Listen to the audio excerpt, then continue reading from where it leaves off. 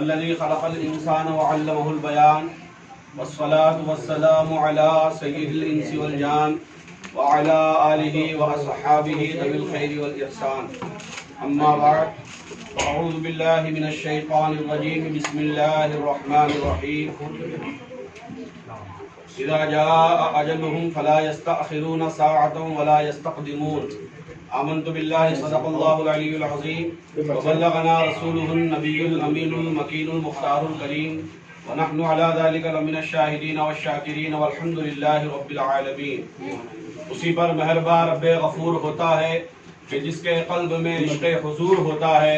اے عاشقان شہ انبیاء، درود پڑھو، درود پڑھنے سے چہرے پہ نور ہوتا ہے. ایک مرتبہ بلند آواز سے درود پاک کا ہدیہ پیش کریں.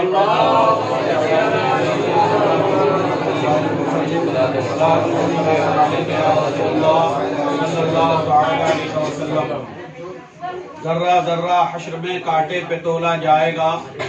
ذرہ ذرہ حشر میں کانٹے پہ تولا جائے گا، کبریا کے سامنے ہرگز نہ بولا جائے گا. مال و دولت جاہ و حشمت سب تیری رہ جائے گی، مال و دولت جاہ و حشمت سب تیری رہ جائے گی. کیا کوئی لے کر گیا ہے، کیا کوئی لے جائے گا. اور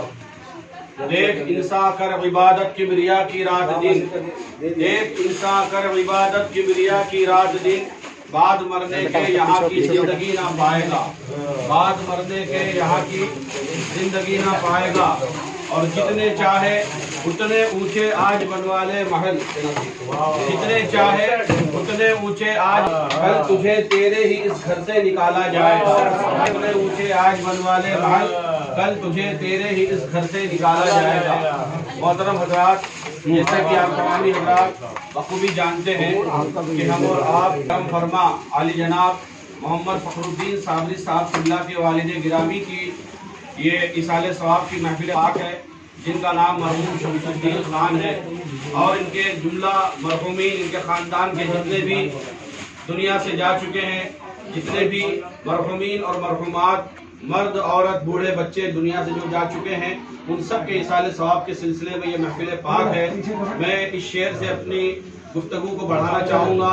کہ جس کا چہلم ہو رہا ہے آج اے رب غفور، جس کا چہلم ہو رہا ہے آج اے رب غفور، اس کی تربت پر تو رحمت کے پھول برسا ضرور، اس کی تربت پر تو رحمت کے پھول برسا ضرور. محترم حضرات، میں نے قرآن مقدس کی ایک آیت کریمہ کا ایک چھوٹا سا ٹکڑا تلاوت کرنے کا شرف حاصل کیا ہے، جس میں اللہ تبارک و تعالی موت کے تعلق سے ارشاد فرما رہا ہے. موت ایک ایسی حقیقت ہے کہ جس سے کسی بھی دھرم والا انسان، کسی بھی مذہب کا انسان، کسی بھی ریلیجس سے تعلق رکھنے والا انسان انکار نہیں کرتا. دنیا کے اندر الگ الگ ممالک کے لوگ ہیں، الگ الگ نظریے کے لوگ ہیں، الگ الگ فکر کے لوگ ہیں، الگ الگ سوچ وچار دھارا کے لوگ ہیں. ہر ایک کا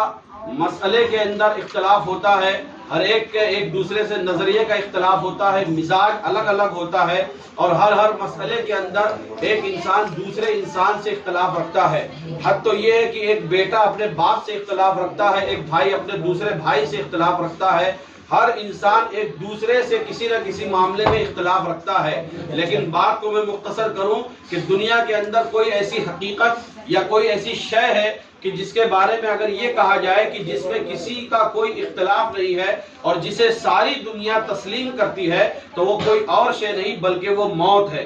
کہ جس کو ہر انسان تسلیم کرتا ہے. کسی بھی دھرم کا انسان ہو، کسی بھی ملک کا انسان ہو، کسی بھی نیچر کا انسان ہو، کسی بھی مزاج کا انسان ہو، چاہے وہ غصے والا انسان ہو، چاہے وہ محبت والا انسان ہو، نرم مزاج ہو یا سخت مزاج ہو، ہر انسان موت کی حقانیت اور اس کی صداقت کو تسلیم کرتا ہے کہ آخر ایک نہ ایک دن ہمیں اس دنیا کو چھوڑ کر کے چلے جانا ہے. اسی حقیقت کو اللہ رب العزت کا کلام ارشاد فرماتا ہے، اذا جاء اجلہم، یعنی جب موت کا وقت آ جاتا ہے تو اللہ فرماتا فلا یستاخرون ساعۃ ولا یستقدمون، تو موت نہ ایک لمحہ پہلے آتی ہے نہ ایک لمحہ بعد میں آتی ہے.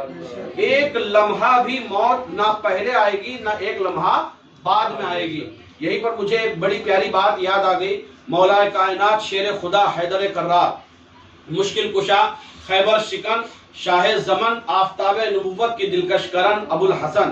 علی ابن ابی طالب رضی اللہ تعالیٰ عنہ جو خلیفۃ المسلمین ہیں، امیر المومنین ہیں، حضور صلی اللہ علیہ وسلم کے چہیتے صحابی بھی ہیں، آپ کے داماد بھی ہیں اور چچا زاد بھائی بھی ہیں، جب یہ خلافت کی گدی پر بیٹھے تو اس وقت ان کا معاملہ یہ تھا کہ آپ جہاں کہیں بھی، چاہے دن کا موقع ہوتا یا رات کا موقع ہوتا، اکیلے ہی مدینہ شریف کی سرزمین پر یا کوفہ شریف کی سرزمین پر جہاں بھی آپ تھے، اکیلے ہی سفر کیا کرتے تھے، اکیلے ہی آپ جایا آیا کرتے تھے۔ تو ایک دن کسی نے پوچھا کہ آپ اتنے بڑے خلیفہ ہیں، یعنی خلیفہ کا مطلب یہ ہوتا ہے اس زمانے میں پورے اسلام کا، مسلمانوں کا نمائندہ، یعنی اسلام کا سب سے بڑا عہدہ اس وقت جسے ملتا تھا۔ آج آپ دیکھیں کہ اگر کسی کو بہت بڑے عہدے کی بات تو دور کی بات ہے، اگر اپنے چھوٹے سے چھوٹے علاقے کا ایک نگر سیوک ہوتا ہے تو جب وہ اپنے گھر سے نکلتا ہے اپنے آفس کے لیے یا کسی کام کے لیے تو اس کے پیچھے پورا لشکر ہوتا ہے، وہ شان دکھانے کے لیے پورے لشکر کو لے کے چلتا ہے۔ لیکن مولا کائنات شیر خدا کی ذات ہے کہ وہ اکیلے ہی کہیں بھی چلے جایا کرتے تھے۔ ویسے بھی آپ بہادر ہیں، اللہ کے شیر ہیں، لیکن جب کسی نے پوچھا کہ آپ اس طریقے سے اکیلے کیوں چلے جاتے ہیں، آپ اپنے ساتھ کسی نہ کسی محافظ کو رکھا کیجئے، جسے ہم کہتے ہیں باڈی گارڈ، کہ آپ کسی نہ کسی کو رکھا کیجئے، کہیں آپ پر حملہ نہ ہو جائے، کہیں کوئی آپ کی جان کا دشمن نہ بن جائے، کیونکہ بہت سارے لوگ آپ کے دشمن تھے اور اسی وجہ سے آپ کی شہادت بھی واقع ہوئی ہے۔ تو مولا کائنات شیر خدا نے کتنا پیارا جواب ارشاد فرمایا، ہمیں آپ کو سننا چاہیے، اپنے دل کی تختی پر لکھ لینا چاہیے اور اس کو سن کر کے یقین کرنا چاہیے اور اس پر عمل بھی کرنا چاہیے۔ آپ نے ارشاد فرمایا کہ تم یہ کہتے ہو کہ اگر میں اپنے ساتھ کسی محافظ کو نہیں لے کے چلوں گا تو میں مارا جاؤں گا، میری موت کا مجھے مطلب یہ ہے کہ میری موت ہو جائے گی، کوئی میرے جان کا دشمن مجھ پر حملہ کرے گا۔ آپ ارشاد فرماتے ہیں جناب جی کہ موت سے بڑا انسان کا محافظ کوئی نہیں ہے، موت سے بڑا انسان کی حفاظت کرنے والا کوئی نہیں ہے۔ اس شخص نے کہا وہ کیسے؟ فرمایا کہ جب موت کا وقت ہوگا تو کوئی دنیا کی بڑی سے بڑی طاقت بھی انسان کو موت کے چنگل سے بچا نہیں سکتی ہے، اور اگر موت نہیں ہوگی تو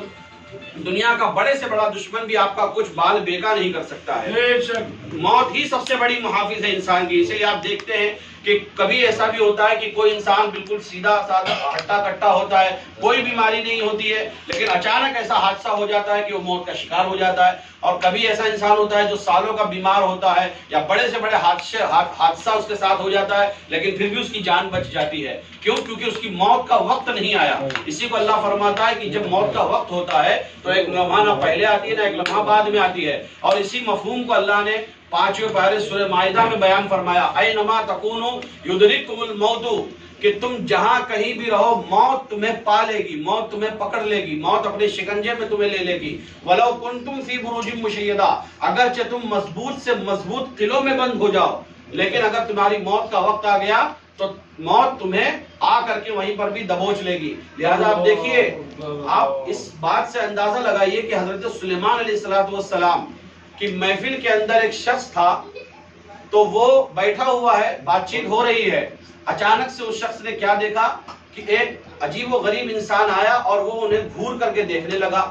تو وہ شخص بڑا گھبرایا ان کی آنکھوں کو دیکھ کر۔ تو اس شخص نے حضرت سلیمان سے عرض کیا کہ حضور مجھ پر کرم فرمائیے، مجھے بڑا ڈر لگ رہا ہے، آپ ہواؤں کو حکم دیں تاکہ وہ مجھے یہاں سے بہت دور کہیں لے جائے۔ چونکہ حضرت سلیمان علیہ السلام ایسے اللہ کے نبی ہیں جن کی حکومت انسانوں کے ساتھ ساتھ جنوں پر بھی، پہاڑوں پر بھی اور فرشتوں پر بھی اور ہواؤں پر بھی چلتی تھی۔ تو حضرت سلیمان علیہ السلام نے ہواؤں کو حکم دیا تو وہ انسان ہزاروں کلومیٹر دور چلا گیا۔ جب وہ دور چلا گیا تو جیسے ہی وہ اس علاقے میں پہنچا تو فوراً اس کی روح قبض کر لی گئی، یعنی موت کا فرشتہ وہاں آ گیا۔ جب وہ موت کا فرشتہ آ گیا، وہی شخص اسی انسان کی شکل میں وہ آیا، تو اس شخص نے کہا کہ ٹھیک ہے کہ آپ مجھے دنیا سے لے جانا چاہتے ہیں، میری روح قبض کرنا چاہتے ہیں، لیکن میں ایک سوال پوچھنا چاہتا ہوں کہ آپ جو ہے وہاں پر مجھے اس طریقے سے کیوں دیکھ رہے تھے؟ تو اس نے کیا کہا؟ اس نے یہ کہا کہ مجھے اللہ نے تیری روح قبض کرنے کے لیے بھیجا تھا، لیکن میں حیرت میں تھا کہ تجھے جو تیرا موت کا جو جگہ تھا، مقام تھا، وہ یہاں سے ہزاروں کلومیٹر کی دوری پر تھا، اور اگر تو سفر بھی کرتا تو مہینوں اور سالوں کی کا زمانہ لگ جاتا لیکن تو اس وقت وہاں کیسے موجود تھا، مجھے اس بات کی فکر ہوئی۔ لیکن یہ اللہ کی قدرت ہے کہ اللہ نے جہاں تیری موت جس وقت رکھی تھی تو نے خود اپنی زبان سے سلیمان علیہ السلام کو حکم دیا، یعنی ان سے عرض کیا اور سلیمان علیہ السلام تو تجھے یہاں پہنچا دیا۔ پتہ کیا چلا کہ جب انسان کی موت جہاں ہوتی ہے، جیسے ہوتی ہے، انسان وہاں پہنچ جاتا ہے۔ حضرات بات تو بہت لمبی چوڑی ہے اور یہ موت کا ایک ایسا موضوع اور سبجیکٹ ہے کہ قرآن کریم میں اللہ نے جگہ جگہ اس کے بارے میں ذکر فرمایا ہے، اور حدیثوں میں بھی جگہ جگہ قبر کے عذاب کے تعلق سے، محشر کے تعلق سے اور موت کی سختی اور موت کے معاملات کو اللہ کے نبی نے بہت ہی کھل کر کے واضح طور پر بیان فرمایا ہے۔ ہمارا آج کی جو محفل کا مقصد ہے وہ صاحب خانہ کے گھر کے مرحومین کہ ایصال ثواب کے لیے یہ محفل پاک رکھی گئی ہے، اور بحمدہ تعالی یہ ایک بہت بڑی خوش نصیبی کی بات ہے کہ اللہ کے نبی صلی اللہ علیہ وسلم کے مقدس حدیث پاک ہے کہ انسان کا جب انسان دنیا سے چلا جاتا ہے، اذا مات الانسان انقطع عملہ، کہ جب انسان مر جاتا ہے تو اس کے سارے اعمال منقطع ہو جاتے ہیں۔ مثلا جب دنیا میں تھا تو وہ نماز پڑھ رہا تھا، روزہ رکھ رہا تھا، حج کر رہا تھا، زکوٰۃ دے رہا تھا، لوگوں کی مدد کر رہا تھا، تو وہ ثواب اس کو سب ملتا رہتا ہے۔ لیکن جب وہ مر جاتا ہے اور قبر میں پہنچ جاتا ہے تو اس کے نیکیوں کا جو کھاتا ہوتا ہے وہ بند ہو جاتا ہے۔ لیکن 3 عمل ایسے ہیں کہ جو انسان کے نیکیوں کا عمل اس کو قبر میں بھی ملتا رہتا ہے۔ ایک تو یہ ہے کہ صدقہ جاریہ، یعنی انسان نے کوئی ایسا عمل کیا ہو کہ جس سے لوگ فائدہ حاصل کر رہے ہوں، تو جب لوگ اس کی اس چھوڑی ہوئی چیز سے فائدہ حاصل کرتے ہیں تو اس کو اس کا ثواب قبر میں ملتا رہتا ہے۔ دوسرا یہ ہے کہ علم نافع، کہ جب انسان عالم دین ہو یا دنیا کا کوئی علم اس کے پاس ہو اور وہ لوگوں کو پڑھا دیتا ہے اور وہ پڑھے ہوئے لوگ اس علم سے فائدہ اٹھاتے ہیں، دوسروں کو پڑھاتے ہیں، تو جب تک وہ علم قیامت تک جاری رہے گا تب تک اس انسان کو قبر میں ثواب ملتا رہے گا۔ اور تیسری چیز ہے اولاد صالح، یعنی نیک اولاد، یعنی نیک اولاد اگر دنیا میں انسان چھوڑ کر گیا ہے تو اس نیک اولاد کی دعاؤں کی بدولت یا اس نیک انسان کے کارناموں کی بدولت سے بھی اللہ تبارک و تعالیٰ اس مرحوم کو یا مرحومہ کو، اس کے والد کو یا والدہ کو، جو بھی اس کے مرحومین ہیں، ان کو بھی قبر میں ثواب پہنچاتا رہتا ہے۔ تو بحمدہ تعالیٰ ہم اس بات کو کہہ سکتے ہیں کہ جو مرحوم شمس الدین صاحب کا انتقال ہوا ہے، انہوں نے الحمدللہ صدقہ جاریہ کے طور پر اپنی نیک اولادوں کو چھوڑا ہے کہ جو لوگ ان کے جانے کے بعد ایصال ثواب کی محفل رکھ رہے ہیں، قرآن پاک کی جو ہے وہ لوگوں نے ایصال ثواب کروایا، اور میرے ہاتھ میں یہ لسٹ ہے، ایک بڑی لسٹ ہے کہ جس کے ذریعے سے کلمہ شریف کے ذریعے سے، قرآن شریف کے ذریعے سے، درود پاک کے ذریعے سے اور بھی دیگر تلاوتوں کے ذریعے سے مرحوم کی بارگاہ میں ایصال ثواب کا انہوں نے اہتمام کیا ہے۔ اور بحمدہ تعالیٰ اس سے پہلے تیجے کی محفل میں بھی قرآن پاک کی تلاوت ہوئی۔